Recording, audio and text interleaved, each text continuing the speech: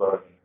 நான் இந்திய கம்யூனிஸ்ட் கட்சியினுடைய தலைவர் அண்ணா வீரமணியன் போன் அடிச்சு, அண்ணா தோழர் இங்க எங்களோட சேர்ந்து வேலை பார்க்கணும்னு நினைக்கிறாங்க, நாங்க என்ன பண்றோம்னு தெரியல, அவர் ரொம்ப சீனியர், எப்படி பேசணும்னு தெரியல, எங்க தலைவருக்கு நாங்க சொல்லணும், மித்தவர்களே சொல்லணும்னா அவர் சொன்ன வார்த்தை, எங்களுடைய கட்சி ஜனநாயகமான கட்சி, சேர வேண்டிய விருப்பம் அவருடையது, சேர்த்துக் கொள்ளக்கூடிய விருப்பம் உங்களது, எந்த காலத்திலையும் இந்திய கம்யூனிஸ்ட் கட்சி தடங்களா இருக்காது, தோழரை நீங்கள் வரவேற்றுக் கொள்ளுங்கள்னு சொன்னார்.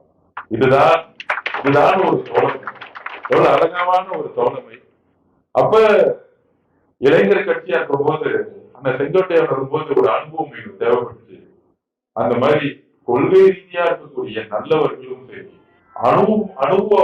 அனுபவசாலிகள் யார் இருந்தாலும் தமிழக வெற்றிகளோட தலைவர் அரவணைப்பார். இளைஞர்களா இருக்கக்கூடிய எங்கெல்லாம் வழியை நடத்த இடத்துல, ஆலோசனை சொல்ற இடத்துல அவர் வரும் பொழுது நாங்க ரொம்ப ஸ்பீடா இருப்போம். இவருடைய அனுபவம் எங்களுக்கான ஒரு கரெக்டான ஒரு வழியில கொண்டு போய் சேர்க்கணும்னு நிறைய அனுபவத்தில் இருக்கக்கூடிய தலைவர்கள் அதிமுக இருந்து வரும்பொழுது வரவேற்கிறோம்.